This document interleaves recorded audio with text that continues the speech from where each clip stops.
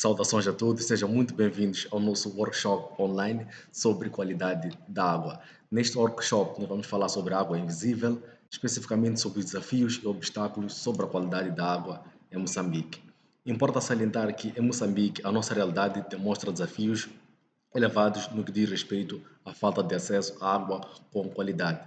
Daí que esse workshop visa mesmo abordar aspectos relacionados não só à qualidade da água, mas também ao seu diagnóstico.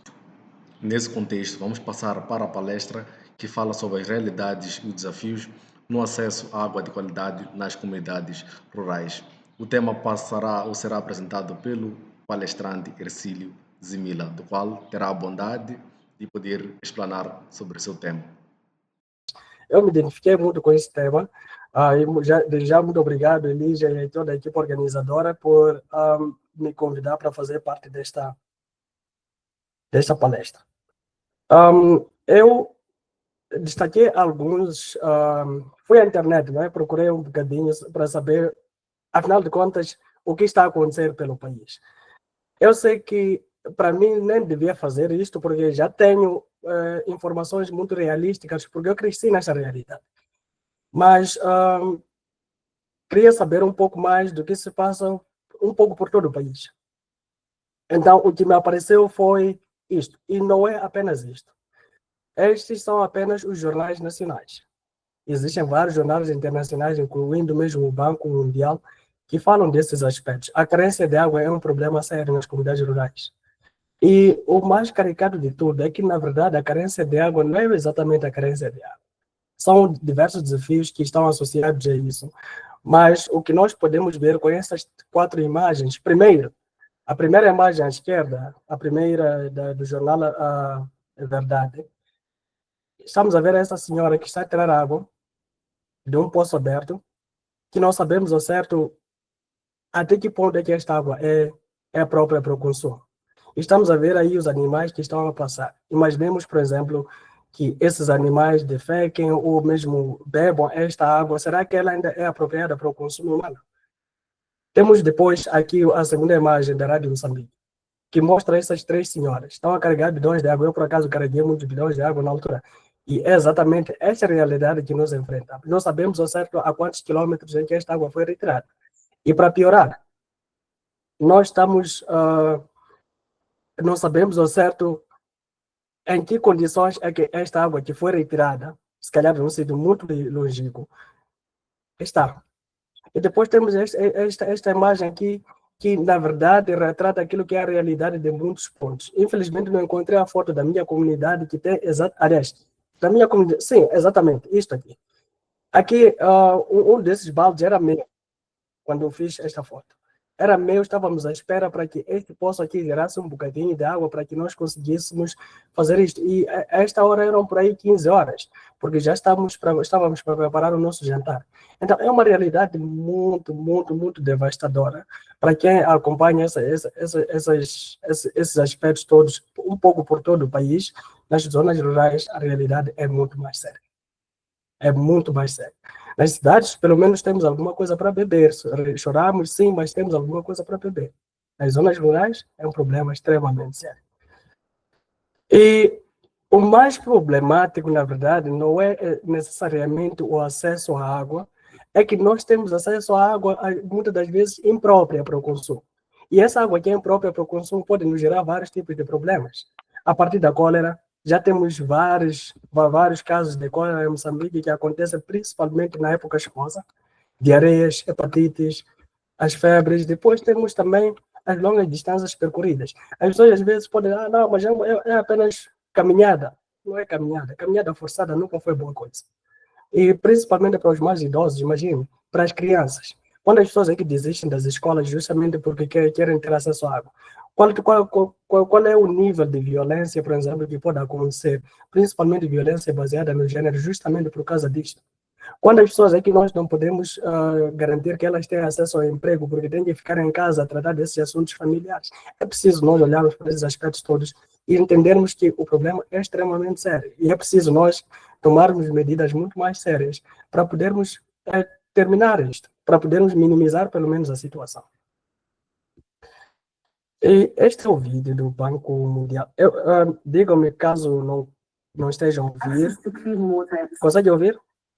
Sanitation is a basic human right. Sim. Ok, muito bem. Receava que não pudessem ouvir. Access to clean water and sanitation is a basic human right. In Mozambique today, 7,500 people approximately every year are affected by cholera. Another 715,000 people suffer from diarrhea. The impact is particularly significant on the young, and even worse on young women and on women, because then they are required to walk very long distances to get clean water, subjecting themselves actually to potential gender-based violence. Ok, então eu cortei este vídeo justamente para entendermos os principais problemas, porque aqui o Banco Mundial, na verdade, já vai investir, ou investiu, para que o governo de Moçambique pudesse implementar alguns projetos de tratamento de águas, mas eu só trouxe esta parte aqui, que é a parte dos problemas. Estamos a falar de mais de 7.500 casos de cólera em Moçambique. As pessoas percorrem muito longas distâncias. E depois, as crianças depois faltam às escolas. Depois reclamamos, não, as crianças não vão à escola. Sim, não vão à escola porque tem uma necessidade muito fundamental, que elas devem suprir primeiro para poderem ir à escola. Este aqui é o principal, na verdade. É que em Moçambique, nós, olhando para aquilo que é a realidade do mundo, nós não temos problemas de falta de água. Nós temos água. E esta água pode muito facilmente ser tratada para o consumo. Mas o acesso é apenas 56%. Estamos a falar de 50% da população moçambicana que não tem acesso à água potável. O que é que nós fazemos com isso? E olhando para esta figura aqui à direita, aqui nós podemos ver que a disponibilidade anual de água, nós temos cerca de 217 quilômetros cúbicos por ano.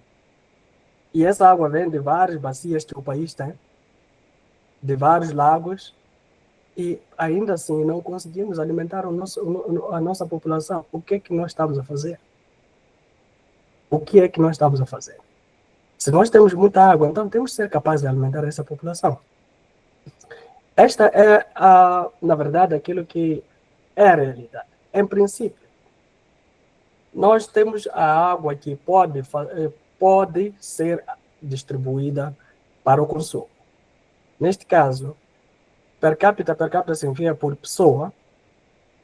Se nós dependêssemos apenas das fontes internas, estamos a falar dos rios, das nascentes internas do país, nós teríamos cerca de 5.500 metros cúbicos por ano para alimentar por pessoa. Quer dizer, dividindo aquelas reservas que nós temos de água, né, que escoam pelo país, aquelas que são produzidas pelo país, teríamos cerca de 5.500 metros cúbicos por ano. Por pessoa. É o que a pessoa podia conseguir fazendo isso. Mas, o que acontece é que em Moçambique nós temos bacias de Zambeze, por exemplo, temos Limpopo, temos Incomate, que são rios que nascem em outros países. Então, contando com estas nascentes dos outros países, cada pessoa teria direito de 12.000 metros cúbicos por ano. Entretanto, existem aquelas estatísticas que foram desenvolvidas pelos vários países que estimam quanto é que uma pessoa realmente precisa por dia. Então, por dia ou por ano. Então, neste caso, uma pessoa por ano, segundo as estatísticas da OMS, precisa apenas de 37 metros cúbicos. E olhando para isto, indo para o caso um pouco mais grave, neste caso, contando apenas o fornecimento nacional, nós temos cerca de 18 metros cúbicos por ano. Significa que uma pessoa precisa de apenas de 18 mil litros por ano, enquanto que o que é disponível para a pessoa é cerca de 5.000. Aliás, 5 milhões de litros por ano. Então, o número que a pessoa precisa, na verdade, só é de 0,6%. O que quer dizer, nós temos água em sobra. Esta é mais uma prova. E nós temos águas subterrâneas e temos águas superficiais. Essas águas todas são disponíveis para o consumo. E a figura que está aqui mostra mais ou menos como é que a água é distribuída dentro nas nossas casas. Num caso real, este aqui é um caso dos Estados Unidos, né? Eles estimam aqui, por exemplo, normalmente o banho e as sanitas aí consomem mais água, mas o resto consome mais ou menos um consumo ligeiro, né? Mas temos essa distribuição aqui, que é essencialmente para que, aliás, como é que você usa a água em casa? Bom, essas estatísticas podem não ser muito realísticas por causa de Moçambique, porque essas são as atividades que não fazem parte dos nossos costumes. Mas existem, sim, muitos casos muito próximos a estes em Moçambique. Agora, vamos tentar olhar um bocadinho para o que está realmente a falhar em Moçambique, principalmente nas regiões rurais. A primeira coisa é que nós, para fornecermos água, precisamos de ter um sistema de captação de água. Em Moçambique, nós temos o caso de, por exemplo, de barragens, né? Pequenas barragens, por exemplo, aliás, temos a barragem de Gaurabassa, que é uma das maiores de África, e temos também outras barragens pequeninas. Então, para que servem as barragens? É que nós temos um problema muito sério que é que o fluxo de água em Moçambique é muito variável dependendo das estações do ano. Então, há estações do ano, por exemplo, de dezembro a março, se nós prestarmos muita atenção. É geralmente esse período que nós temos cheias. Por que nós temos cheias? É porque a chuva está a cair em quase todo lado, em toda a região. Então, depois, como Moçambique é relativamente mais baixo, aquela água toda vem para Moçambique. Então, se nós tivéssemos um sistema de contenção daqueles recursos, né, de que, pronto, a água está, agora é período chuvoso, temos capacidade de armazenamento, né, ou de captação deste volume de água. Então, assim, por exemplo, naqueles momentos que nós não temos muito acesso à água, teríamos muito facilmente, ou poderíamos usar esses recursos para a distribuição. Então, não temos isto.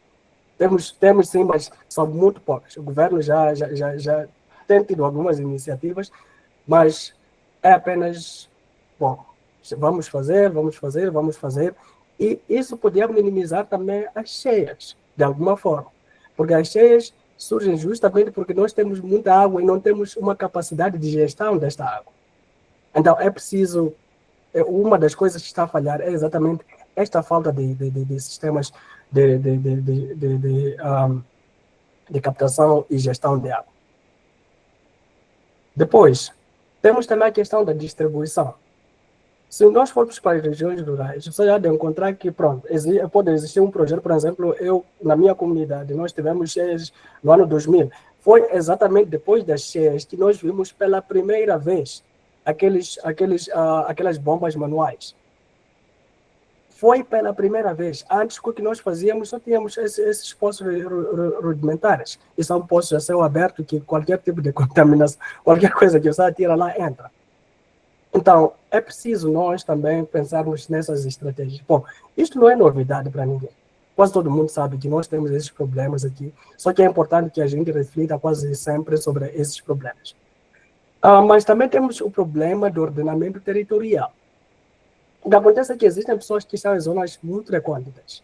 E essas zonas, às vezes, você encontra uma família a 10 metros da outra. Então, mesmo que nós, por exemplo, mesmo que o governo tenha uma iniciativa, por exemplo, de implementar um certo projeto para acesso à água, enquanto nós tivermos essa dispersão, é um pouco dispendioso sem necessidade. Então, essa questão de ordenamento, garantir que as pessoas vivem um pouco mais próximas das outras, assim pode nos ajudar também a conseguirmos alcançar mais pessoas, não é? Também temos a questão da falta de condições por parte das pessoas mesmo que usam água. Se eu preciso da água, então em algum momento eu tenho que pagar. Claro que o preço da água também é discutível.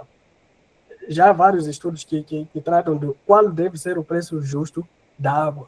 Porque a água, sendo um direito básico, fundamental, deve estar a um preço muito acessível, né? E depois, nós estamos a olhar, por exemplo, na perspectiva de querermos atrair pessoas para irem nas comunidades rurais para poderem fornecer água às comunidades. Agora, como é que essas pessoas vão pagar? Essas pessoas não têm capacidade, porque dependem simplesmente da agricultura. E, às vezes, a sua produtividade ou a quantidade de alimentos que eles produzem não conseguem vender primeiro para poder fazer algo que podem pagar a água. Então, isso já é um outro desafio que é enfrentado tanto pelas autoridades, assim como nós, como pessoal envolvido nessa área, de como é que nós podemos ajudar, né, na minimização desse problema. Depois temos o problema da falta de gestão e planeamento integrado. O que acontece é que em Moçambique, nós temos a Zona Norte, que, em princípio, lá, por exemplo, chove mais do que a Zona Sul. E se nós temos esta precipitação, imaginemos, por exemplo, se nós tivéssemos uma capacidade que se houvesse essa conexão de que, pronto, mesmo que esteja a chover, por exemplo, no norte, esta água vai ser escoada para o sul, porque normalmente essas coisas não acontecem nos mesmos anos. Quando chove muito, por exemplo, no norte, pode ser que no sul não chova, mas não com tanta intensidade quanto no norte. Então, se nós tivéssemos esse sistema de conexão entre os dois lados, ou os três lados que o país tem, né, podíamos talvez garantir que não temos, mesmo essa frequência de cheias, não seria tanta assim, porque podíamos garantir que há esta conexão. Mas, infelizmente, são infraestruturas extremamente caras, que os projetos também, se calhar o governo tem, não sei, mas que se investisse nisso, podia minimizar de alguma forma esta problemática de acesso à água. E quando nós falamos das zonas rurais, não é porque as zonas rurais estão em piores situações que as outras. E aqui já falei um bocadinho sobre isso, essa questão de chuva, de períodos chuvosos, que variam de época, estação do ano, e que nós temos que encontrar uma forma de garantir essa gestão. E existem outros desafios que são crescentes, principalmente esta fala da cobertura da rede elétrica. Se nós queremos distribuir a água, então nós precisamos de energia de alguma forma. Então, se olharmos para o país, que é Moçambique aqui, nós só temos 38%. E em termos de população, se vocês querem saber, Moçambique é muito próximo, em termos de população, é muito próximo de Angola e Gana. Mas se vocês forem olhar Gana deve ser aqui. É 80% a capacidade de distribuição, né? Quer dizer, a cobertura da rede elétrica, e de certeza que também a parte do acesso à água, o acesso à água também está a esses números aqui. Por quê? Porque há conexão entre essas duas coisas. Então, enquanto tivermos essa fraca distribuição da rede elétrica, vamos ter problemas muito sérios ainda nisto. Mas, claro, existem sempre alternativas. Depois temos a indústria. A indústria é muito problemática, principalmente as mineradoras. As mineradoras estão a contaminar. Isto é sério. Nós estamos a falar, por exemplo, de mineração de metais pesados. E isto está a contaminar as águas, com novos contaminantes emergentes, que são de difícil tratamento. E, para piorar, a capacidade, como o Salomão estava a apresentar, a capacidade de testagem no nosso país dessas águas é muito limitada. Não temos laboratórios capacitados. Como é que nós vamos saber se estamos a contaminar as pessoas? Só havemos de ver doenças que, em princípio, em Moçambique não eram tão comuns assim, por exemplo, cancros. Não eram doenças muito comuns, mas havemos de assistir isto. Enquanto as coisas continuarem desse jeito, é preciso garantir que nós estamos a fazer alguma coisa. Depois temos a questão da intrusão salina. Este é um problema muito clássico. Nós estamos na costa do Oceano Índico, então é preciso sabemos de antemão que esta água é salgada, então vai entrar num bocadinho. Então, se você, por exemplo, tem um furo em casa e vive numa zona muito próxima do oceano, é muito provável que a sua água seja salobra. Por quê? Porque tem essa intrusão salina, né? E principalmente para os furos mais antigos. Quanto mais você vai bombeando a água, mais chances tem de ter esses sódio, cloro, né, na sua água, e aliás, cloreto na sua água, e isso acaba dando um gosto muito esquisito. Então, existem algumas soluções locais, essas são soluções muito clássicas, temos certeza, Eu sou muito crítico a isto, infelizmente, mas é a realidade. É muito bom para matar micro-organismos, mas também é muito bom para nos matar. E nós dependemos disto, infelizmente. Distribui-se tanto, há muitas campanhas, eu digo, meu Deus. O cloro, quando interage com a amônia, ele produz outros produtos de desinfecção. E esses produtos de desinfecção, o que acontece é que eles depois vão para o nosso organismo, só nos diz, deixa 30 minutos. E depois dos 30 minutos, o que acontece? Já sabemos ao certo qual é o teor de amônia que nós temos na água. Não temos como eliminar também o cloreto, porque nem sabemos como é que se elimina, nem sabemos, ou seja, as comunidades nem sabem sequer o que existe lá. Mas nós estamos aqui como químicos a promover essas coisas. Sim, são boas, resolvem um problema, mas criam outro. É preciso encontrar soluções um pouco mais sustentáveis. Depois temos os poços comunitários, isto aqui é muito comum, por acaso os poços foram instalados na minha comunidade, são como este, em 2000, mas aqueles poços todos já morreram e ninguém está lá para fazer a manutenção. Depois temos esses sistemas aqui, essas cisternas, que são para a coleta de água das chuvas, são muito boas, por acaso o meu pai tem uma cisterna dessas, mas ela não tem esses elementos aqui. Esses elementos são muito mais para remover partículas sólidas que podem vir daqui. E pode não acreditar nisto, mas quando cai a chuva, as pessoas dizem, lá nas comunidades rurais, as pessoas dizem, sim, senhor, é agora que vamos ter uma água mais ou menos decente. Mas essa água, você bebendo, sente que é uma água ácida. Porque agora temos outro tipo de desafios. A água que vem da chuva, a água da chuva, tem uma certa acidez, né? E para quem é químico entende muito bem como é que essa acidez surge lá. Então, temos outras soluções que podem ser emergentes, que eu acho, na verdade, que em algum momento já temos que começar a pensar nisto. A gestão comunitária e educação. Quando vamos para lá instalar essas bombas aqui, vocês que estão envolvidos nesses projetos, por favor, ensine as pessoas como fazer a manutenção. Ensine as pessoas como gerir aqui. Quais são as boas práticas. É importante, porque vocês não vão de voltar para lá para fazer a manutenção. Quando o projeto termina, vocês vão embora. É preciso garantir que as pessoas sabem reparar aqueles sistemas. Não é só chegar lá e instalar uma coisa aqui, pronto, já está. Não é assim. É preciso nós treinarmos as pessoas, tanto na manutenção, assim como até principalmente manutenção preventiva. Não esperar que a coisa pare para depois dizer que não, vamos ali com os nossos alcates, não sei, bobochones para poder reparar. Não, não é assim. É preciso garantir que nós treinamos as pessoas com a devida antecedência para que eles fiquem a gerir. São os donos da coisa. Envolver mais as comunidades. Depois temos sistemas de baixo custo. Aqui no sistema de baixo custo é meio discutível, mas recentemente eu soube, por exemplo, que existem algumas instituições ou algumas ONGs que já estão a promover alguns projetos, como o caso de filtros de areia, né, para a remoção de um certo tipo de contaminantes. Entretanto, essas tecnologias podem ser boas, dependendo da qualidade da água, e esse é outro problema. Quando nós fazemos desenvolvimento de tecnologias, é preciso olhar muito bem para a qualidade da água que nós estamos a tratar, porque essas tecnologias não são tão versáteis assim.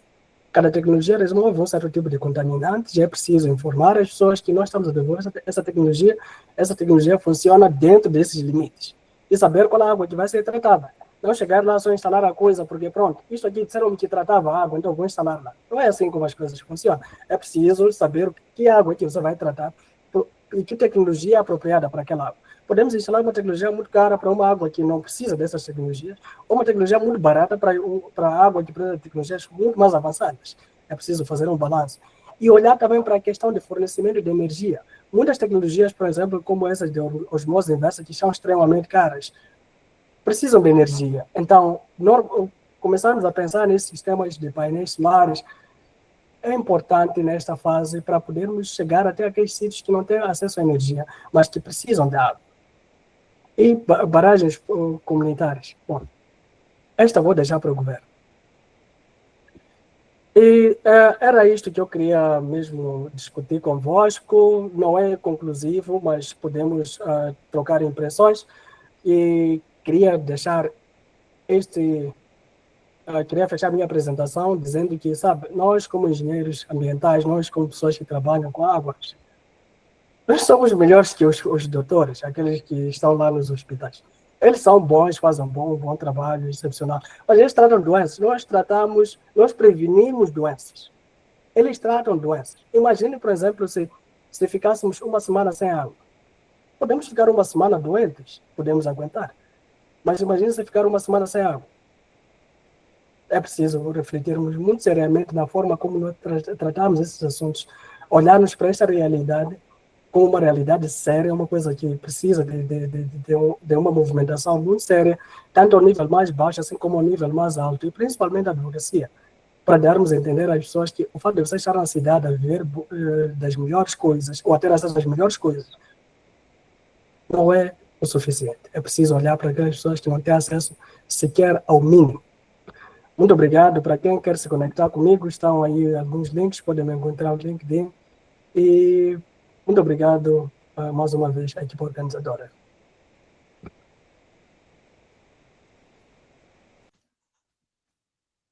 Uau, muito obrigado.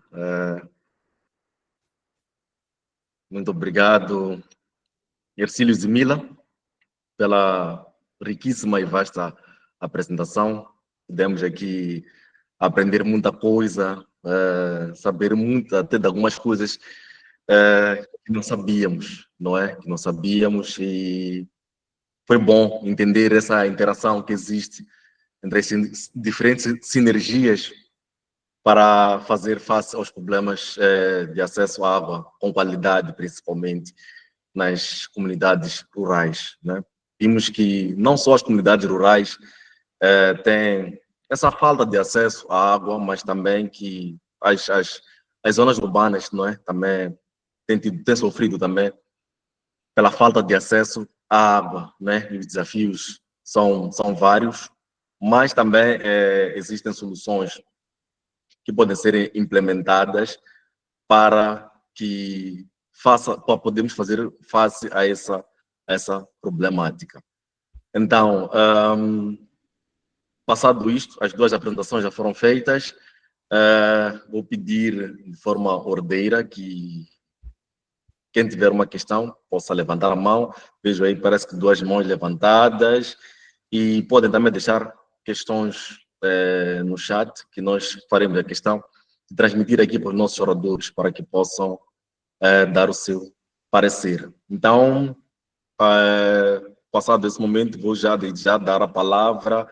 Vou começar com Ornécio, depois vamos para a Nércia, e depois, por fim, vamos já Zimila, parece que é charado do Hercílio Zimila, né? Está a ver uma M Zimila. Então, primeiro vai ser a Zimila, depois Ornécio, depois e por fim a Nércia. Tenham bondade, caríssimos, podem expor as vossas questões.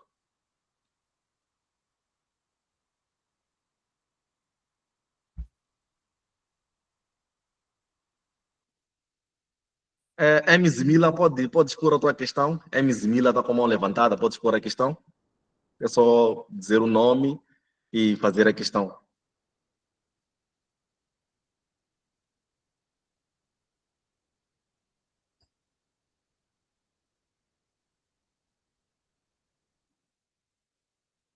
Opa, parece que a Zimila está com dificuldades. Vamos pedir a Ornécio. Pode seguir Ornécio Fernandes Bis quanto à questão.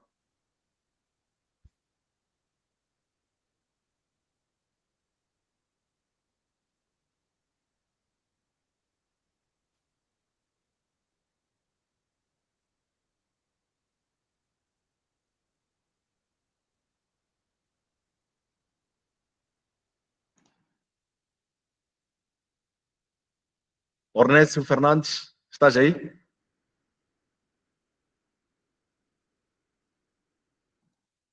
Ok, vejo que também parece que há dificuldades. Nércia Ghioli, pode seguir com a sua questão? Boa noite. Desculpa, não sei se consegue me ouvir. Conseguimos. Sim, boa noite mais uma vez. Eu chamo-me Inércia.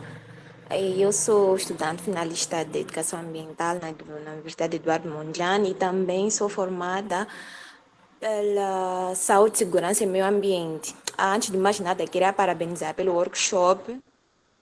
Dizer que gostei. Não sou muito ligada à questão da água, mas eu queria fazer um comentário e uma questão. A questão vai ser direcionada para o senhor Ercílio, para a segunda apresentação.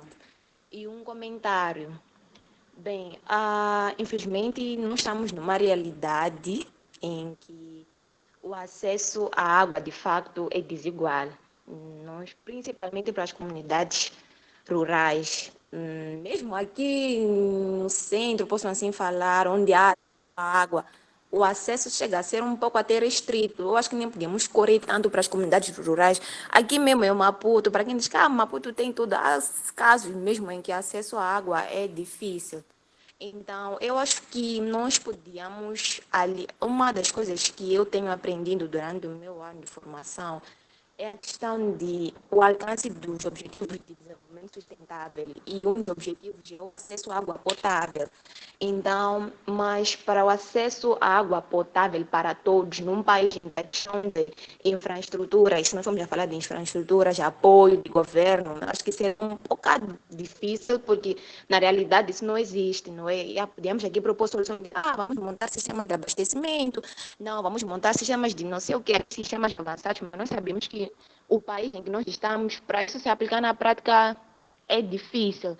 Então, o comentário que eu queria fazer, eu acho que nós podíamos também tentar começar com o pequeno, a questão da educação.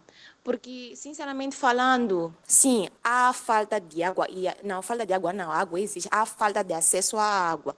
Mas até mesmo as pessoas que têm acesso à própria água, não tem educação sanitária, para sua expressão. A forma como nós também, os seres humanos, usamos a água. Você ouve na televisão, porque a comunidade X não tem água. Eu tenho água na minha casa. Questões básicas. Estou a lavar a louça, estou a deixar a torneira aberta. Estou a tomar banho, não fechei o chuveiro. Estou a escovar, estou aí no celular. É um pouco de água, não vai fazer diferença, mas vai. Com o passar do tempo, nós vamos percebendo que a mudança vai acontecendo de fato. Então, eu acho que devíamos tentar implementar a questão da educação, não é? Como usar a água. Tenho água, mas como usar? Não vou usar demais? Será que não estou a gastar? Então, eu acho que nós devemos tentar aliar a questão da educação, principalmente para crianças, porque dizem que é do pequeno que se torce o pepino, para a sua expressão. Então, eu acho que nós podíamos vamos tentar ser práticos, né? Adotar práticas que estão ao nosso alcance, porque se for para falar de infraestruturas, porque não é que seja impossível, mas olhando para a nossa realidade é um pouco difícil. Então, desculpa, só mais uma pergunta para o segundo apresentador. Eu cresci a ouvir que, quem não tem como usar água mineral, entre aspas, pode usar certeza.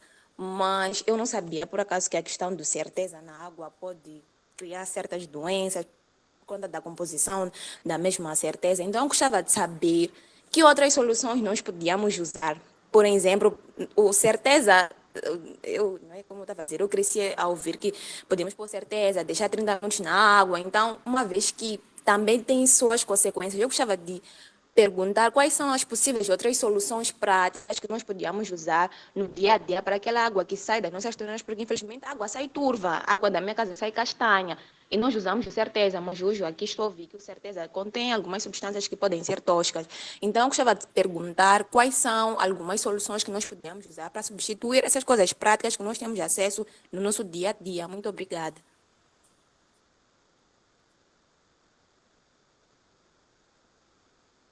Muito obrigado, Nércia. Vou pedir que demos continuidade às questões, depois vamos responder de uma única vez. Quem vai fazer a próxima questão? Edvânia. Tenha a bondade, Edvânia Nhantumbo. A palavra é tua. Saudações a todos. Eu chamo Edvânia Nhamuco, finalista do curso de Química Industrial na Universidade Eduardo Mondlane. Primeiro quero parabenizar pelas apresentações, deu para aprender muito. A minha dúvida vai para a segunda apresentação feita pelo Ercílio Simila. Quando esteve a apresentar, o Ercílio disse que há alguns estudos que estão a ser feitos para baixar o preço da água potável, para que as pessoas tenham acesso à água. nós sabemos que para o tratamento da água gasta-se muito dinheiro. Então, eu quero saber se baixar-se o preço da água, o dinheiro que paga-se na FIPAG, por exemplo, isso não vai influenciar na qualidade da água que nós temos, porque nós sabemos que gasta-se muito dinheiro desde a sua captação até o sistema de abastecimento de água nas nossas casas, porque durante a cadeira que nós tivemos de tratamento de águas, e nós tivemos a oportunidade de visitar a estação de tratamento de água do Miluz e podemos entender mais acerca das operações, como é que aquilo tudo ocorre na prática. E vimos que não é um processo fácil, desde a captação usa-se bombas que são caras, depois disso, e além das bombas, temos lá os produtos químicos que também não são acessíveis.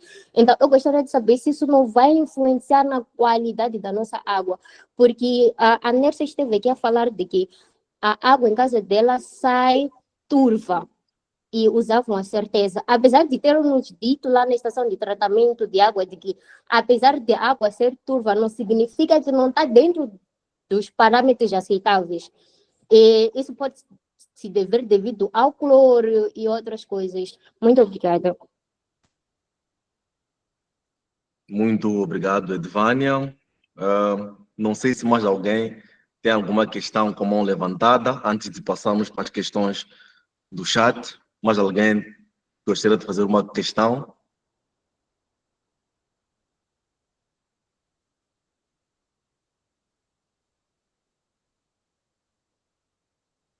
Ok, vi o Pascoal, depois o Ornésio. Pode seguir, Pascoal, com a questão? Oh, boa noite. Zmila, como está? Alô? Tá tudo bem, doutor. Cá também está tudo tranquilo.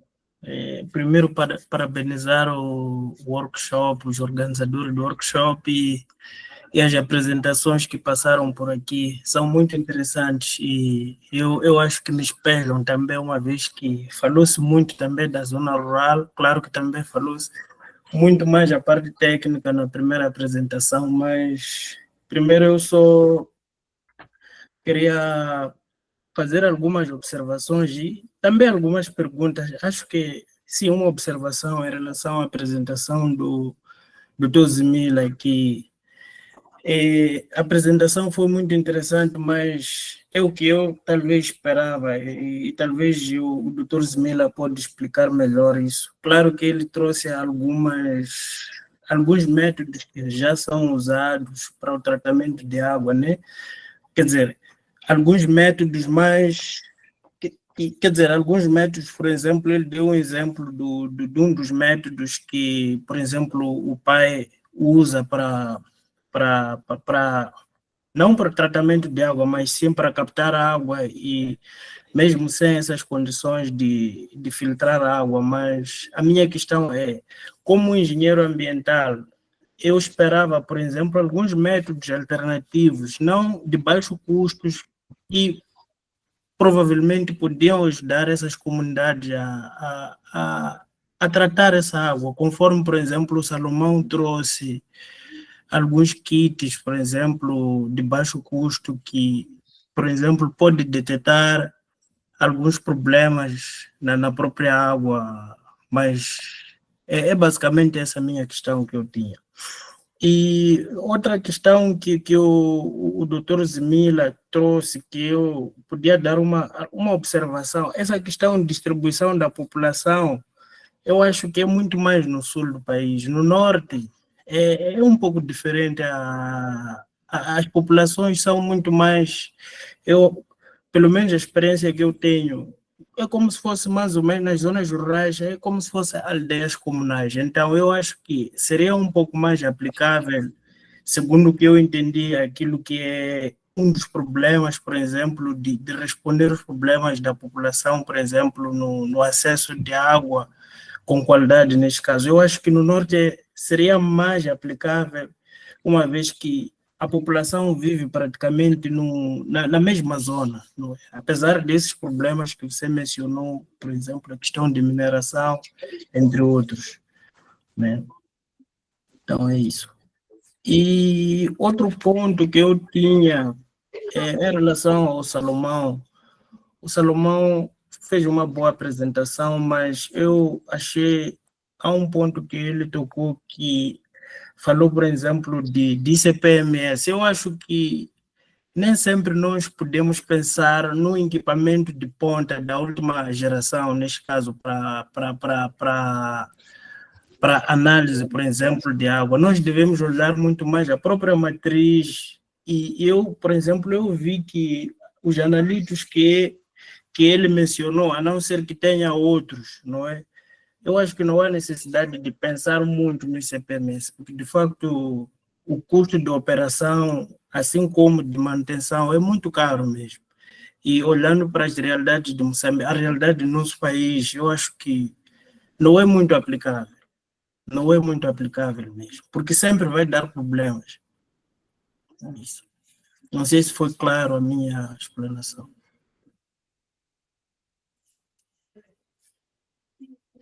Afirmativo, muito obrigado, Pascoal, muito obrigado pela boa interação. Trouxe mais vivacidade ao nosso debate. Ornécio Fernandes, vídeo com mão levantada, não sei se ainda continua a questão. Ornécio, antes de passarmos para o Nhantavi.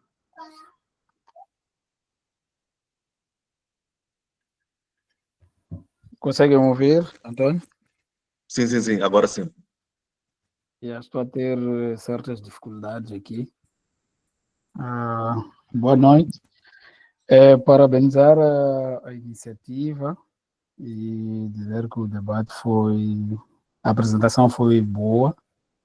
Algumas questões já foram colocadas aqui, né, por alguns participantes, mas tenho uma questão, né, em relação à água que é captada a nível das comunidades, principalmente dentro da cidade de Maputo e algumas zonas onde eu passei, existem fornecedores privados, né, de água nessas comunidades.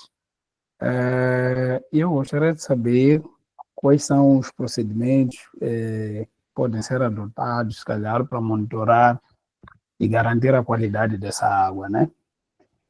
Eu não sei se foi falado, eu não pude participar de toda a reunião, estava no trajeto de serviço para casa, então tive dificuldades de internet, às vezes oscilava. Então, algumas questões que eu tinha foram colocadas aqui, então não faria aqui uma repetição. Muito obrigado. Muito obrigado, Ornécio. Pascoal, vou pedir que desligue o microfone. E vamos passar para a primeira sessão de respostas, se assim permitirem. Doutor Salomão e doutor Zimila, peço que dê vazão às questões que foram levantadas pela Nércia, pela Edivânia, pelo Pascoal e pelo Ornécio. Seguirmos. Obrigado.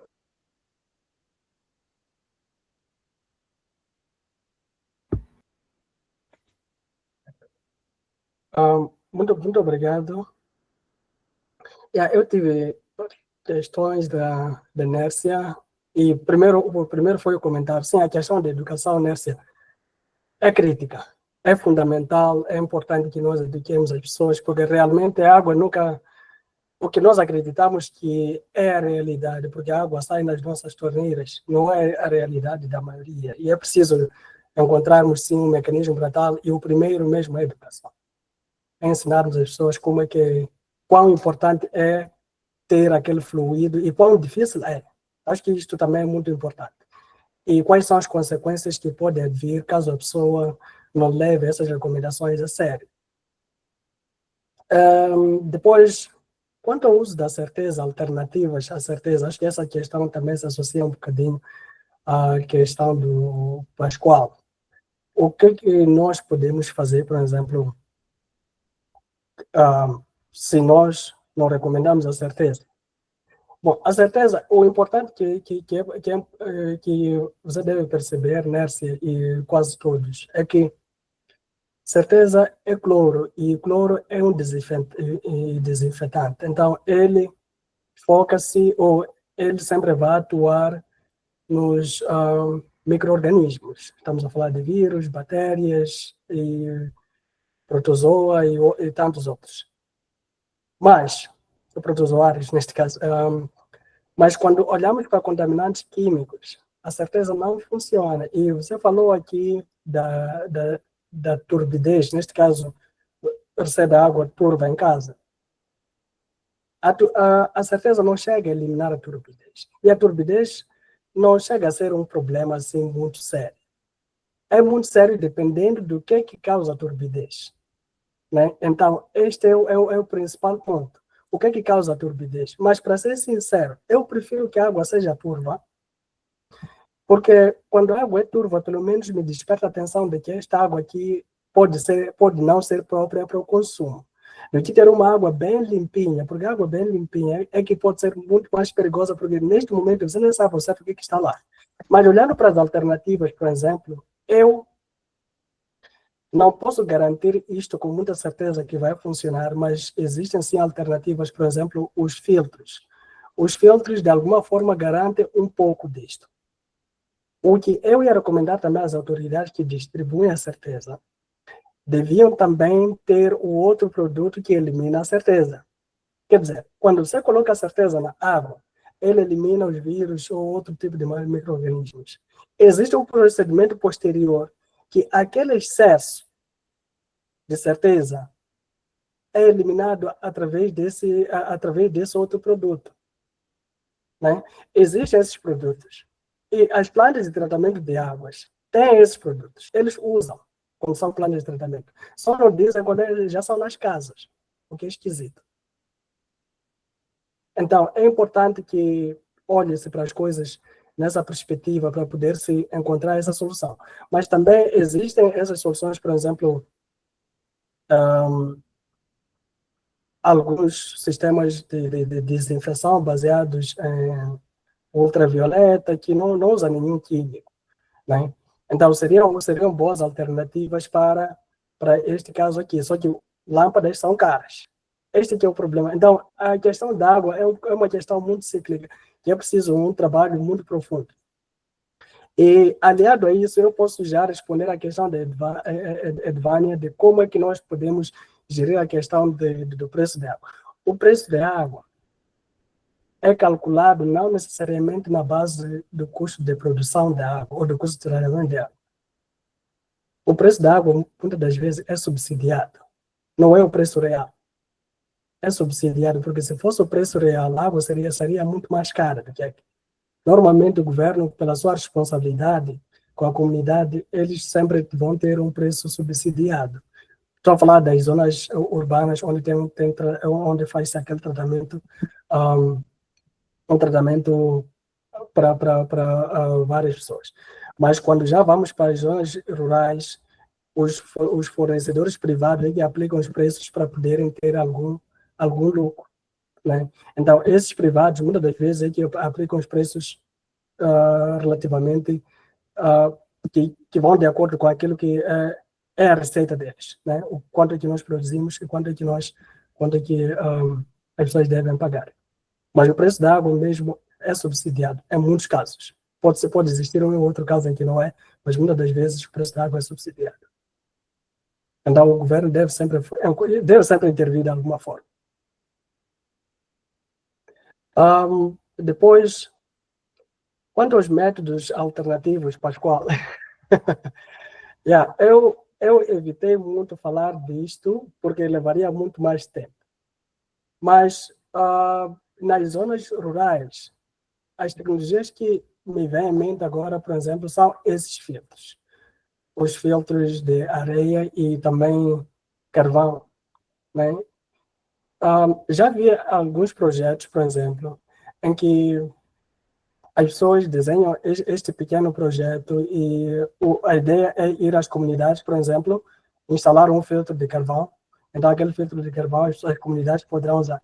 O filtro de carvão se aproxima muito ao carvão ativado, principalmente quando ele é pré-tratado. Entretanto, o tratamento não é ensinado às comunidades. E é uma coisa muito simples, essa é a coisa mais engraçada. É muito simples ativar o carvão. pode-se fazer nas comunidades, mas não se ensina isto. Então, eu acho que é uma das coisas que nós podemos, talvez, começar a pensar. Em vez de nós sempre irmos às comunidades, nós estamos a trazer isto aqui, estamos a trazer isto aqui. Olhar para a comunidade e dizer, olha, vocês têm areia. Esta areia, vocês podem, por exemplo, talvez fazer um certo tipo de tratamento ou lavagem, porque a areia deve ser lavada também. E depois dizer que, olha, e vocês podem montar um sistema, um filtro de carvão desta forma. Aquele filtro vai remover uma boa parte dos contaminantes. Uma boa parte, incluindo os contaminantes emergentes. Né? Principalmente para quem entende disto, os químicos são contaminantes hidrofóbicos, né? Aqueles que têm uma baixa polaridade. Podem ser muito bem removidos pelo carvão. Então, é preciso contarmos com esse tipo de tecnologias. E também começarmos a promover. Algumas regiões, por exemplo, têm muito acesso tem uma energia solar muito forte. Tem um sol quase todo dia. Expondo a água de alguma forma daquele sol, desativa alguns micro-organismos. Da mesma forma que nós fervemos a água. Né? Já essa é uma outra alternativa, ferver a água. A certeza. Podemos ferver a água. E existem sistemas muito simples atualmente de destilação de água. Que você simplesmente ferve a água, naquela fervura você vai botar uma boa parte dos micro-organismos. E além disso, aquela água vai evaporar. Então, quando passa para o estado gasoso, alguns contaminantes ficam naquele recipiente. Então, são algumas soluções que, na verdade, nós nem precisamos, nós como pessoas que estão envolvidas nisso, nem precisamos de pensar muito para ter essas tecnologias, porque são coisas óbvias. São procedimentos muito simples que nós podemos implementar. Custa apenas ter as pessoas dizer que nós queremos fazer um projeto de expansão, esse projeto de expansão envolve isto e aquilo. Chegar lá e ensinar as comunidades como fazer isto. São práticas simples. Então, é preciso nós pensarmos nesse tipo de práticas, nesse tipo de alternativas para podermos reduzir os problemas associados à água. E essa parte das comunidades, nas aldeias no norte, muito obrigado, eu não sabia disto, não tenho muita experiência no norte, eu só estive no norte uma vez na minha vida, então, eu acho que aplica-se bem, mas no sul realmente temos problemas muito sérios de ordenamento territorial. Algumas comunidades as pessoas são muito dispersas. E a qualidade dos fornecedores privados, a qualidade da água que é fornecida pelos fornecedores privados. Em princípio, até onde eu sei, para você ser um fornecedor privado, deve ter alguma licença, né? Não sei se isso se aplica em todo lado, mas existem zonas em que tem que ter licença. Então, nesse momento da aquisição da licença, eu acho que é o momento em que devia se fazer, se exigir também aquele estudo da qualidade daquela água, ou fazer-se esses ensaios. A pessoa deve apresentar uma prova de que fez ensaios, a água é própria para o consumo, porque de fato os fornecedores privados não têm tratamento de água, eles só têm distribuição de água, vão ter água subterrânea e pronto, vão fazer a distribuição. Então, eu acho que aquele momento em que a pessoa vai pedir a licença para exercer aquela atividade, devia se exigir também esse teste de qualidade de água, né? Só que, de novo, voltamos para aquela situação. Em que laboratórios as pessoas devem fazer estas análises? Existem alguns laboratórios em Moçambique, por acaso a UEM tem alguns, até faz análise de alguns contaminantes, só não sei qual é a capacidade, né, de análise lá. Muito obrigado. Muito obrigado, Zimila. Salomão?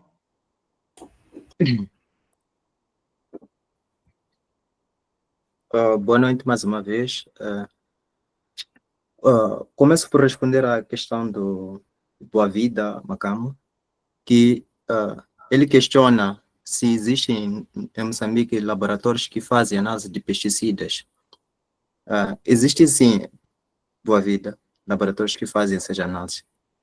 Entretanto, o que acontece é que muitos ainda olham como o controle de qualidade como algo secundário. Nós, por exemplo, o equipamento que nós temos para análise de pesticida, o GCMS, nós podemos ficar uma coisa de 3 a 4 meses sem ligar o equipamento. Isso por quê? Porque a maior parte dos clientes não solicitam esses serviços.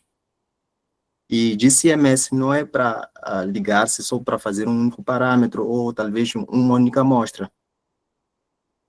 Porque é um equipamento que só pelo preço de operação é muito elevado. Então, o que acontece é que nós acabamos solicitando serviços a terceiros. Nós mandamos as amostras, por exemplo, amostras de água, para laboratórios internacionais como da vizinha África do Sul, que também fazem esse tipo de análise. Porque nós vimos que ligar um equipamento para fazer um único parâmetro ou uma única amostra acaba sendo muito aquilo complicado para o laboratório. E quanto à questão do Pascoal, digo sim, que concordo com ele. É de facto complicado falar de ICP-MS. Entretanto, tem alguns analíticos que são difíceis de detectar via ICP-OS, como exemplo de cádmio. Se for a ver no Boletim da República, o cádmio, as suas concentrações rondam de 3 microgramas por litro. Para conseguir, pelo menos, detectar essa concentração é difícil no ICP-OS. Então, seria necessário ter um ICP-MS, porque cádmio, chumbo, mercúrio, são parâmetros que são muito solicitados e também são de extrema importância. Se nós formos a ver, nós estamos aqui a falar de metais pesados. Os metais pesados, nós podemos olhar, não são de muito interesse, mas aquilo que eu havia dito anteriormente são elementos que vão se acumulando no nosso corpo por um longo período. Nós agora podemos dizer que não são importantes, mas depois de anos e anos pode trazerem consequências.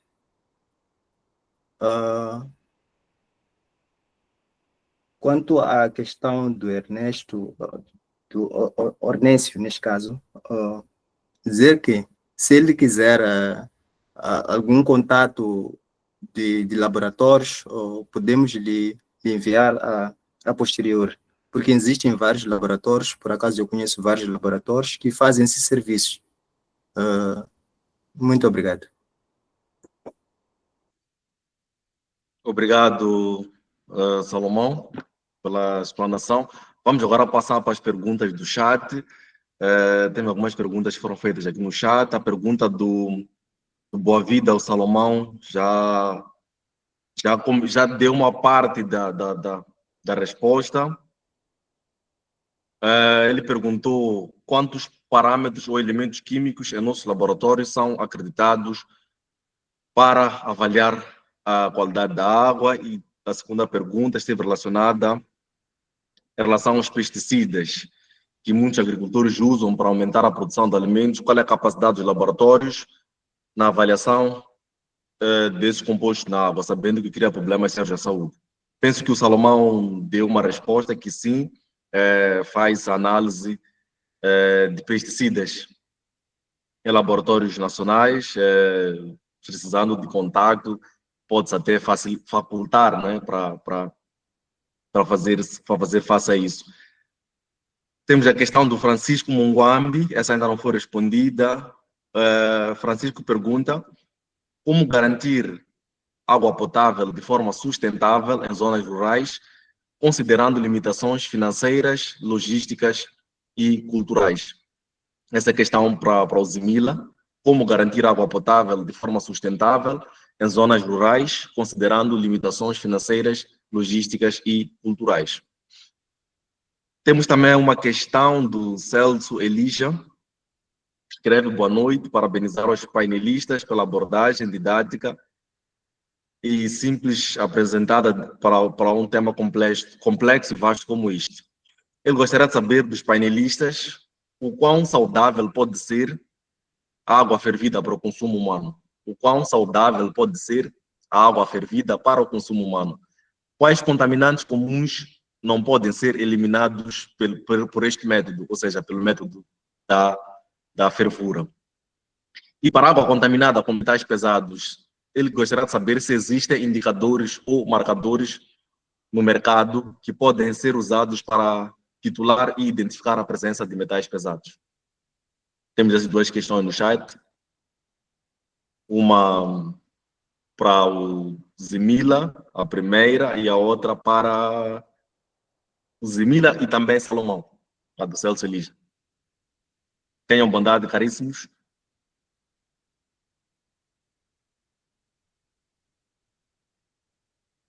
Salomão pode ir primeiro. Oh, desculpa, Zimila, antes de partirmos, estou a ver que o Nhantavi havia caído, o Alberto. Alberto Nhantavi, tens uma questão por fazer? Tenha bondade, mas vi que tinhas caído, por isso é que havíamos esquecido. Mas podes fazer a questão, Alberto, para partir para respostas. Saudações, caríssimos. Muito boa noite a todos. Primeiro queria vos parabenizar pela belíssima apresentação. Foi uma boa iniciativa, o workshop, é de mesmo de se congratular.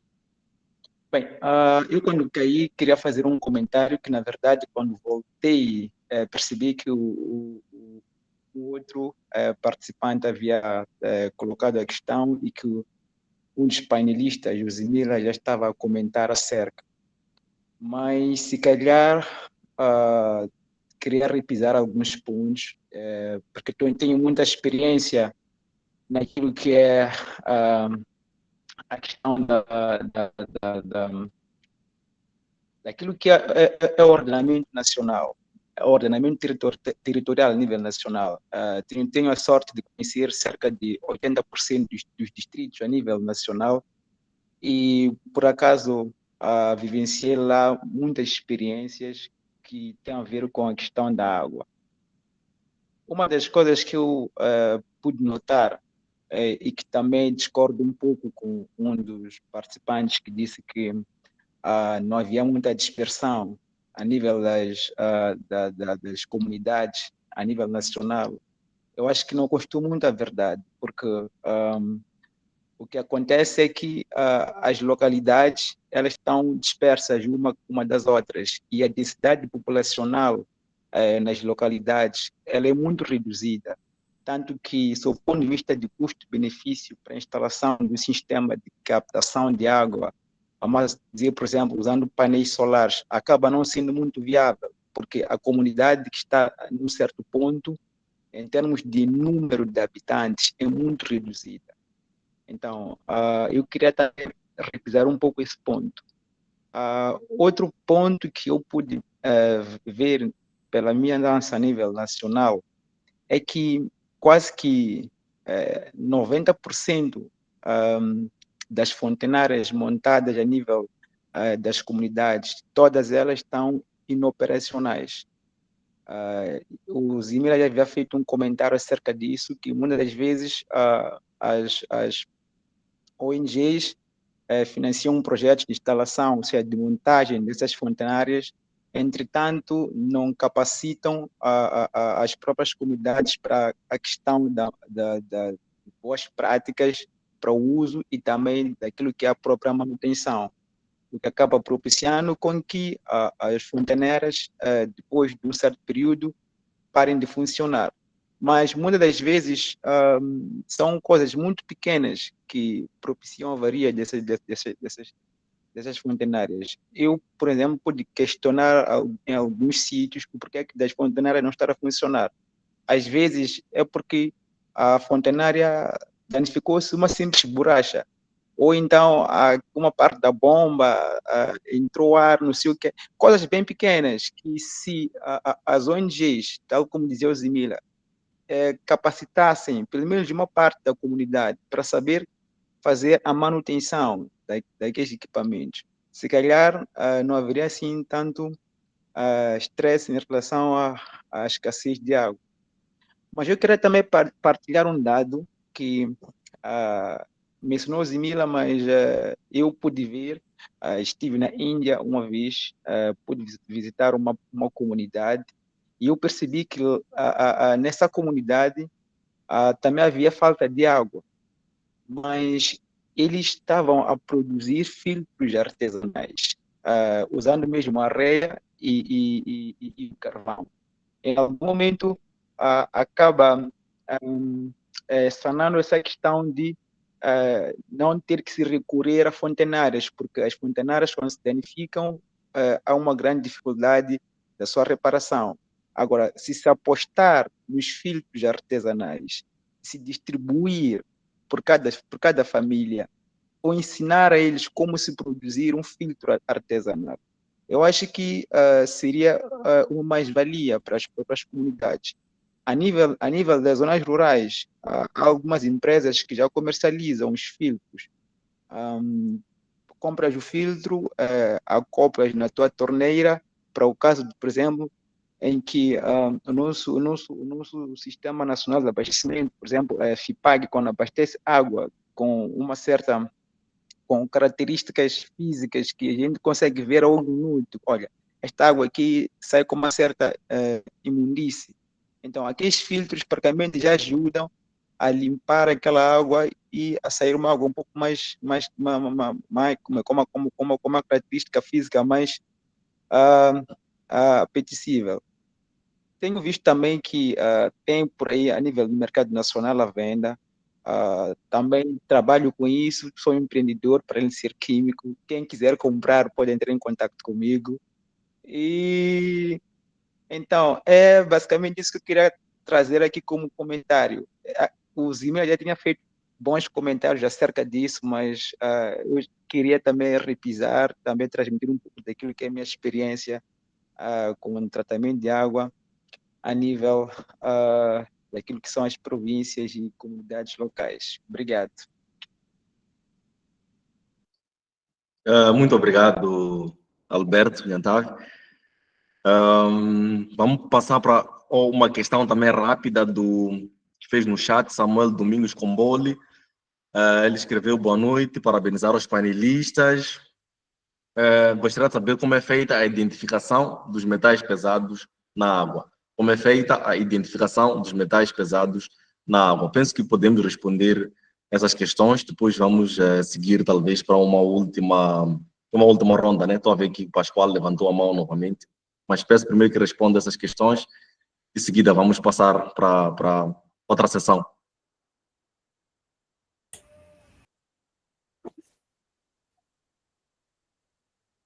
Sim, quanto à identificação de metais pesados, existem vários métodos que podem ser usados.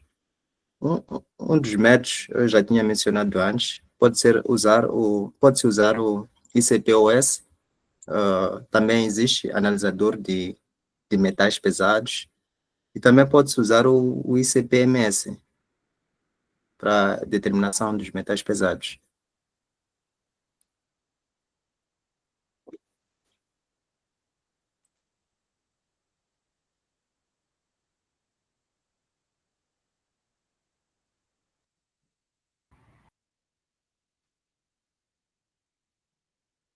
Posso avançar? Sim, doutor Zimila, pode avançar. Okay. Muito obrigado. Acho que uma boa parte das minhas perguntas já foram respondidas. O Alberto fez aqui uma abordagem muito interessante. E como é que nós podemos garantir que a água chegue até as comunidades, mesmo com problemas logísticos? É isso. A abordagem mesmo é nós que temos esta informação sobre essas tecnologias que podem ser aplicadas nas comunidades, começarmos a pensar em ir para lá e encorajarmos a implementação desse tipo de projetos. E isso pode diminuir dramaticamente os custos associados a isto. E quanto a questões culturais são muito sérias. Imagine, por exemplo, que você diga às pessoas que, olha, passem a usar esses filtros aqui, depois alguém mora naquela comunidade. Dia seguinte. Aquela comunidade volta-se contra si, diz que você que nos trouxe problemas, porque aqui ninguém morria, mesmo que não seja verdade. As pessoas moram todos os dias, mas no dia seguinte as pessoas estão a voltar-se contra si, dizem: você é que trouxe essa tecnologia, que está a dizer que nós estamos aqui agora a morrermos. E isso envolve um trabalho muito mais profundo, né, na implementação das tecnologias, quando nós vamos para esses sítios. encorajamos as pessoas a aderir a uma certa tecnologia, é preciso sermos bons na capacidade de envolvimento das comunidades durante o processo todo, desde o princípio até o fim. Não podemos ir para lá e pensarmos que nós somos os detentores do conhecimento, porque eles também têm conhecimento local. E eles têm experiência, eles têm estrutura, eles têm cultura, têm tradições. É preciso seguirmos todos os passos, conversarmos mais com as comunidades, envolver-lhes mais. Então, isso pode minimizar um bocadinho essa questão cultural. Mas e quanto a essa parte da implementação, já tinha dito, e tem a questão dos mini-grants. Existem vários grants. Eu sei, por exemplo, que a Embaixada do Japão anualmente oferece grants para comunidade, para projetos que estão ligados a isso. Nós podemos concorrer para aquilo. Nós somos jovens, somos pessoas que também estão informadas em torno desses processos. Penso que podemos concorrer para aquele tipo de grants e começarmos a fazer esse tipo de implementarmos esse tipo de projetos. Né? Então, esta é uma outra forma que nós podemos encontrar para diminuir essa carga. E criar mais parceria, talvez, né, com algumas organizações que estão fora do país, que talvez tenham dinheiro ou que tenham também mais experiência em trabalho nesse contexto. O Alberto falou de algumas organizações que na Índia já estavam a implementar esse tipo de projetos nas comunidades. Não seria mal nós começarmos a criar parcerias com essas organizações, entendermos como é que eles fizeram. Né? E essas experiências todas podemos aplicar dentro do nosso país, ou no nosso contexto, nas nossas comunidades. Então, essas são as duas principais alternativas que eu vejo. Mas o mais importante ainda é envolver o governo, né, nesse processo todo. Eu sei que há muita burocracia no governo, há sempre problemas, mas a burocracia no governo, as dificuldades que nós enfrentamos no governo, muitas das vezes são problemas de uma pessoa. Não são do governo todo, da estrutura toda, mas é de uma pessoa. Então, tentarmos também envolver-lhes, porque no final das contas, para não ter correr daquela situação de estamos a fazer uma coisa, depois eles aparecem, dizem que nós temos este projeto, depois começam a desfazer tudo aquilo que você fez. É importante que haja essa coordenação, né? Principalmente quando são projetos dessa natureza, para garantir que não há sobreposição. Muito obrigado. Ficaram algumas questões, Zimila e Salomão. Vejo a questão do Celso Elija no chat. Ele perguntou quão agradável é ferver a água, né? Ou consumir a água fervida, não é? Quão saudável pode ser a água fervida para o consumo humano? E quais contaminantes não podem ser eliminados pelo método da fervura? Eu diria que contaminantes químicos no geral, a fervura não faz muita coisa. Então, se for uma água, por exemplo, que se suspeita que tenha muitos contaminantes químicos, a fervura não é a única solução, mas a fervura por si só já ajuda na eliminação de micro-organismos. Né? E atenção nesse termo eliminação, nós sempre temos problemas ao comunicar isto. A pessoa pensa, por exemplo, que quando nós fervemos matamos tudo. Não é verdade, não matamos tudo. Existem alguns contaminantes que são resistentes mesmo a altas temperaturas. Aliás, alguns micro-organismos são resistentes mesmo a altas temperaturas. O que nós temos que garantir é que temos o nível, a carga microbial daquela água esteja num limite relativamente baixo, que o organismo pode não ter efeitos adversos para o nosso organismo. Então, é importante que nós entendamos o significado da desinfecção e outro termo que estou a esquecer, que é usado muito nos hospitais, quando eles aplicam álcool. Né? São dois procedimentos completamente diferentes. O que nós fazemos, aliás, o que a fervura faz é diminuir a carga microbial para que esteja a níveis aceitáveis ou a níveis que o organismo pode aguentar, que não vai trazer efeitos adversos.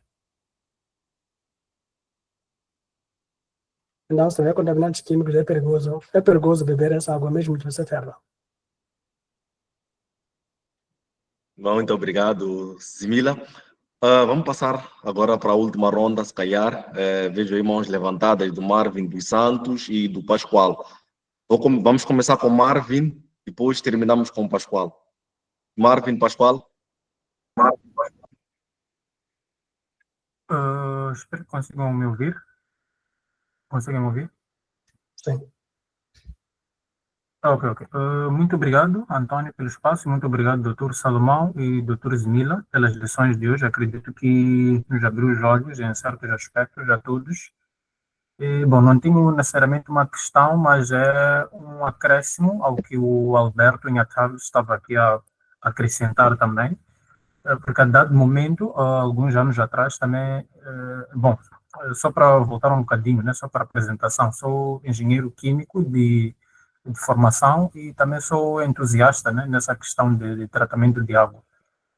E alguns anos atrás comecei a explorar, fiz a minha formação na Turquia e durante alguns anos atrás, durante a época de Covid, na Turquia houve um boom de empresas que produziam esses filtros de água, né? Esses que normalmente pomos nas casas, na maioria das vezes embaixo da torneira, né? Na parte da cozinha, como o Alberto acabou mencionando. Só que a questão com esses filtros, voltamos à questão da educação, né? Porque o que eu notava com muitos que aderiam a esses filtros era uma questão mesmo de falta de educação, né? Em que muitas pessoas tinham esse interesse, né, de querer usar o filtro, né? Porque claramente que a longo termo é sempre bem mais acessível que ter que comprar água mineral todos os dias para ter que beber. Só que as pessoas compravam, usavam, só que, bom, os filtros não são filtros que vamos usar para a vida toda, né? Então, do momento que o filtro começa a passar da sua vida útil, a pessoa deixava de usar, pensava que isso aqui já não funciona e deixa de usar, né? Não é porque há de voltar lá na loja onde comprou para voltar a substituir os filtros ou simplesmente deixa de usar, né? Então, é sim uma ideia muito interessante usar esses filtros, porque tem várias tecnologias, né? Esses filtros que usamos embaixo das torneiras não são só de tecnologia única, no sentido de é somente osmose reversa, por exemplo, né?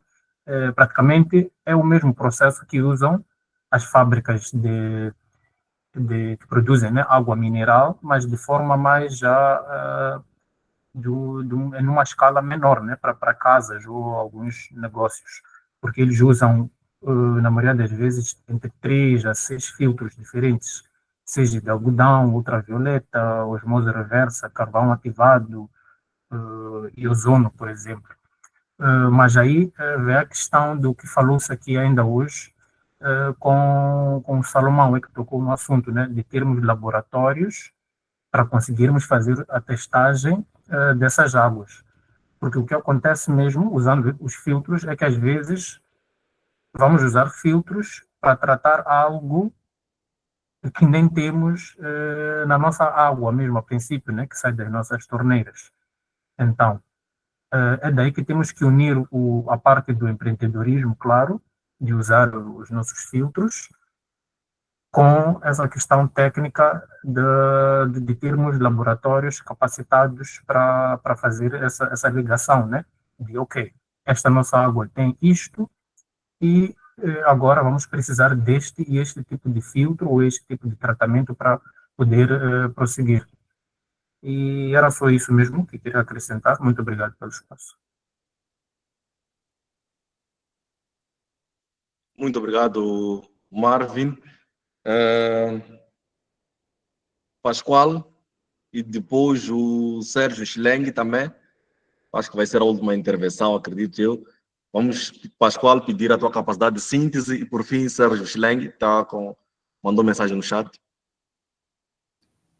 Bom, mais uma vez, em relação à questão que o Alberto colocou, que ele não concorda, talvez eu tenha entendido mal aquilo que é a explicação do Dr. Zmila, porque ele falou de uma comunidade em que algumas famílias podem estar a uma distância de 10 quilômetros, quer dizer, que vivem de uma forma isolada dentro dessa comunidade.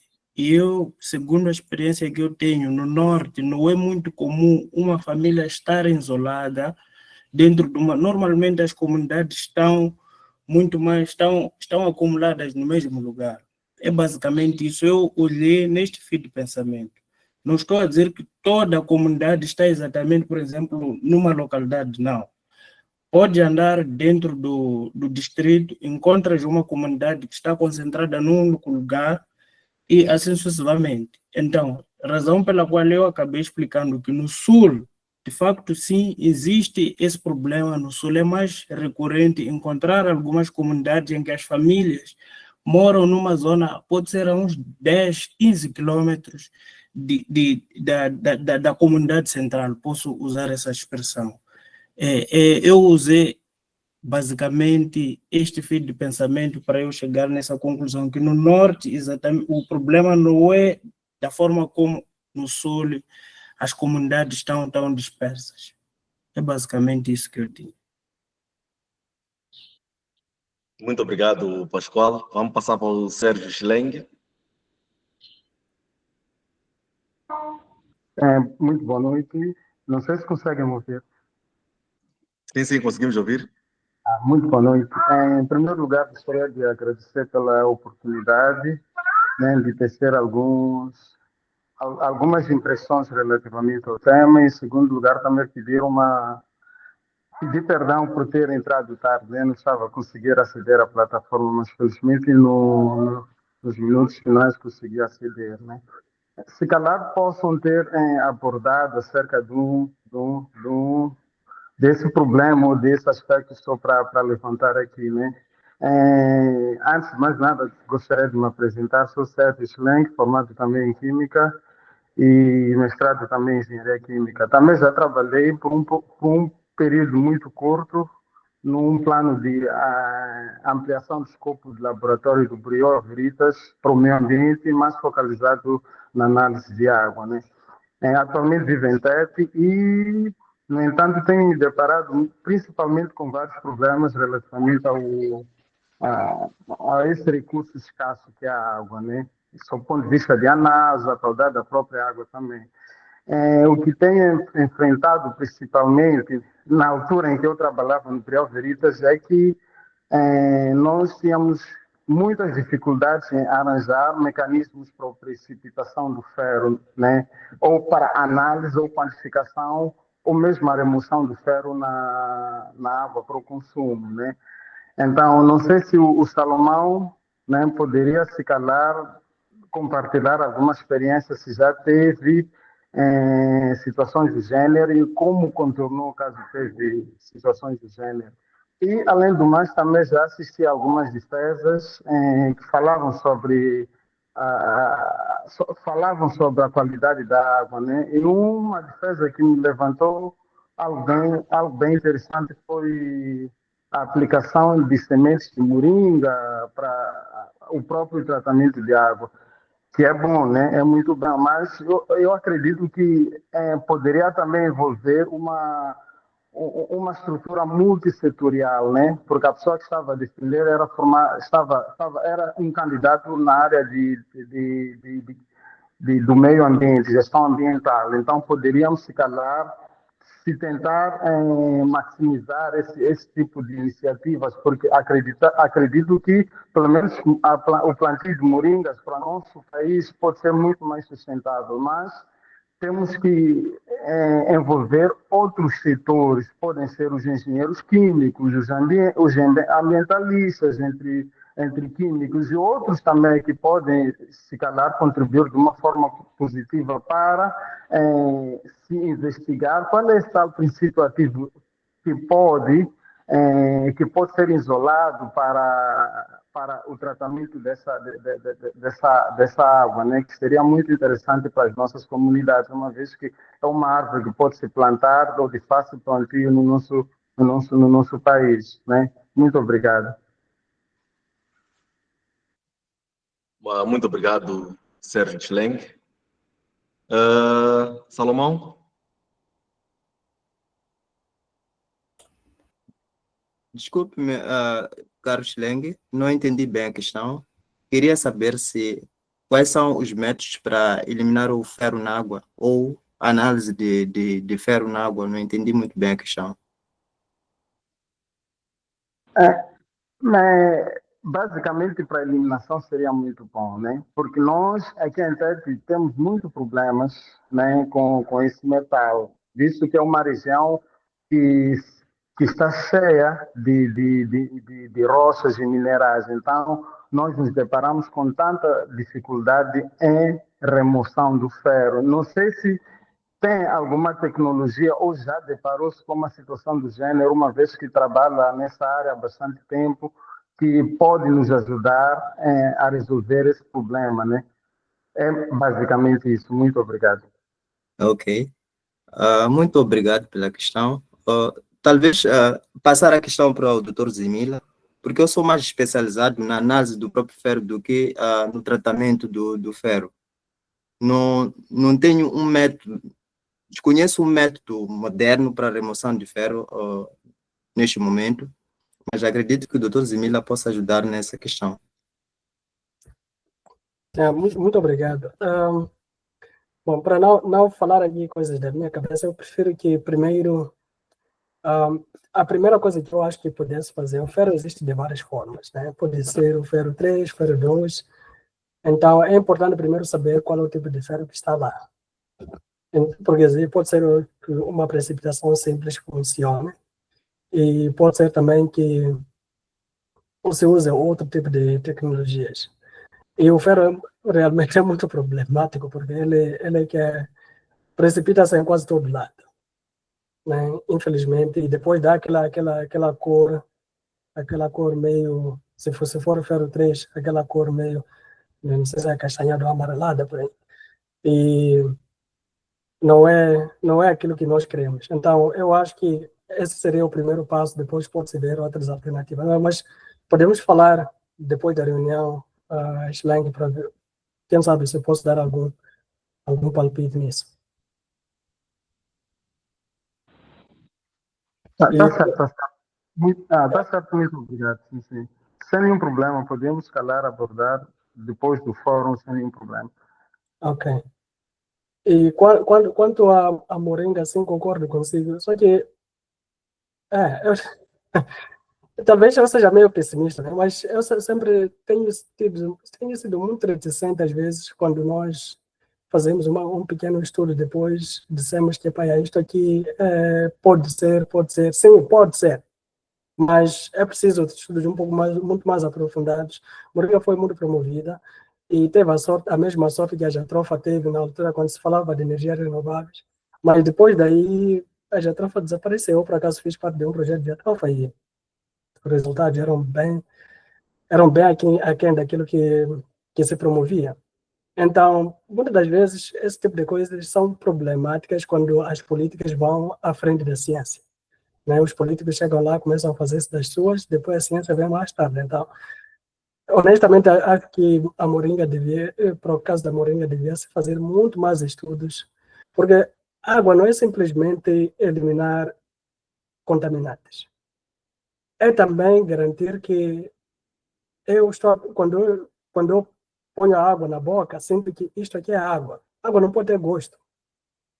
Então, quando eu uso a Moringa, como é que eu depois trato desses assuntos de gosto? Porque é uma coisa crítica, da parte sensorial. As pessoas se sentirem algum cheiro, se sentirem algum gosto naquela água, não vão aceitar. Então, é preciso olhar para essas questões todas. Então, eu acho que são estudos interessantes. Eu, por acaso, já vi alguns, mas é preciso envolver várias áreas para garantir que realmente aquilo funciona, né? Funciona e como é que pode funcionar melhor, né? Para a questão, para as nossas comunidades. Muito obrigado. Muito obrigado. Muito obrigado, Dozimila. Bom, talvez só para salientar um último ponto que foi aqui levantado no chat pelo Marvin, a respeito da atualização das legislações, não é? Ele fala aqui que o Boletim da República sobre o regulamento sobre a qualidade da água para o consumo humano em vigor hoje foi despachado pelo antigo ministro a 16 de fevereiro de 2004.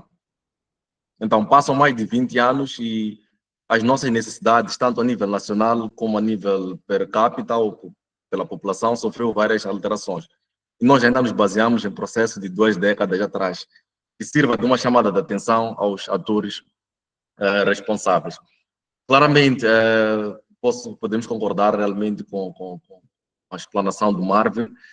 De facto, as leis no setor de águas, infelizmente, ainda estão muito desatualizadas, não é?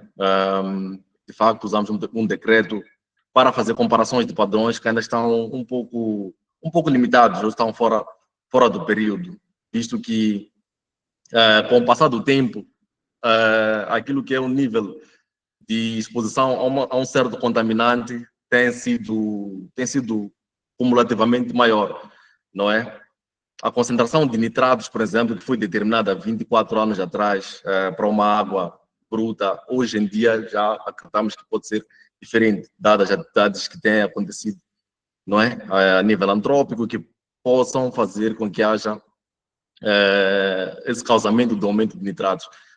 Daí que há necessidade realmente de haver-se revisão das nossas leis, também esse é um dos grandes desafios que acredito que o governo tem para fazer face a essa problemática. E também dando ênfase àquilo que o Schileng estava a falar, realmente aqui em Tete deparamos com sérios problemas de água, com sérios problemas de ferro na água do abastecimento, não é?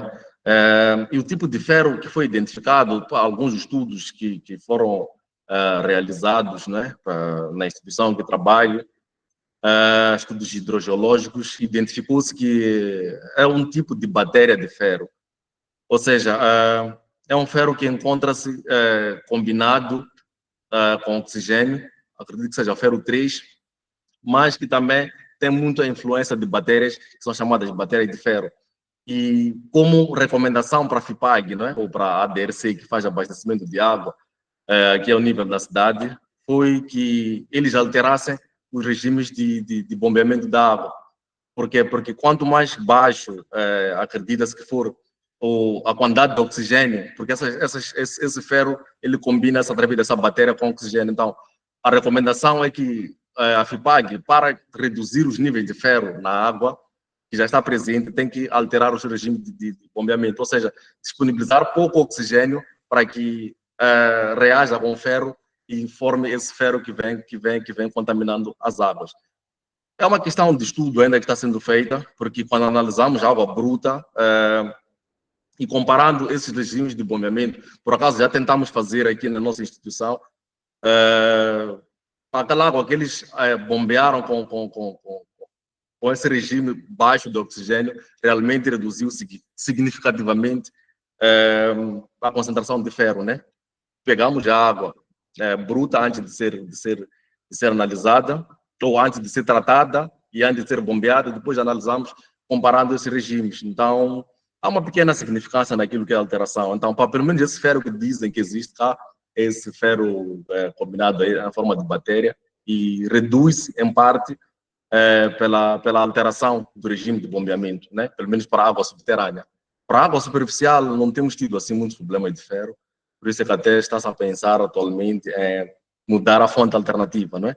Em vez de usar água subterrânea para abastecer a cidade de Tete, o governo está agora a pensar em mudar mesmo para água superficial, para a água do rio Zambeze. Então, bom, eu penso que já exploramos demais aqui no nosso workshop. E, em jeito de conclusão, primeiro gostaria de agradecer a presença de todos vós que dedicaram o vosso tempo para que pudéssemos falar sobre a qualidade da água, né, que é um tema bastante importante.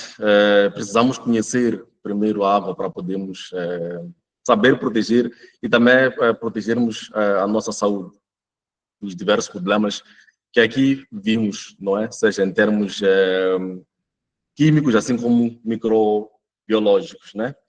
Então, que não paremos por aqui, não é? Que esse seja um dos primeiros momentos que nós temos aqui de reflexão, mas que venhamos a ter mais, como aqui bem falou-se, a necessidade de garantirmos que haja uma maior sensibilização, ou seja, educação, para que, por meio dela, saibamos aquilo que nós consumimos em nossas casas e o que precisamos fazer para nos proteger até daquilo que é contido nas nossas águas, não é? Então, a mudança não começa apenas com o governo, mas a partir de cada um de nós, fazendo a sua parte na sua casa, na sua comunidade, sensibilizando, levando todas aquelas medidas que foram aqui deixadas pelos nossos painelistas, ver se busca-se implementar na sua casa, na sua região. Não é? Se formos a ver, pelo menos a partir de agora, alguém que tirou água de um rio, foi usar diretamente, sem um tratamento, que nós possamos, pelo menos, cada um de nós alertar, não é? Sabemos que não podemos mudar tipo, as coisas de uma forma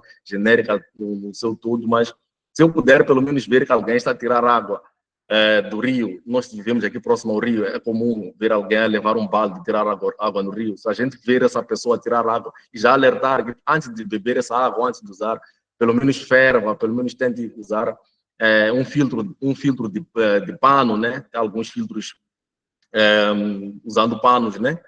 Panos de tecido de algodão, que são também usados aqui localmente para fazer a filtragem da água. Também são um bocadinho aplicáveis e podem também trazer, não resultados fiáveis, mas podem ajudar a reduzir aquilo que se quer, que é o nível de partículas que se encontram suspensas na água. Então, penso que nós, a partir de já, busquemos usar e adotar essas medidas no nosso dia a dia para podermos ajudar a proteger o nosso ambiente, não? Então, vamos juntos cuidar da água, cuidar do nosso planeta, protegendo e promovendo a justiça hídrica e o uso consciente da água no nosso dia a dia. Então, muito obrigado a todos. Espero que nos encontremos mais vezes, mais sessões de debates desses vamos criar para poder garantir que haja uma maior disseminação sobre o conhecimento sobre a qualidade de água, que achamos que ainda é muito pouco aqui em Moçambique. Então, muito obrigado a todos e até o próximo workshop. Obrigado.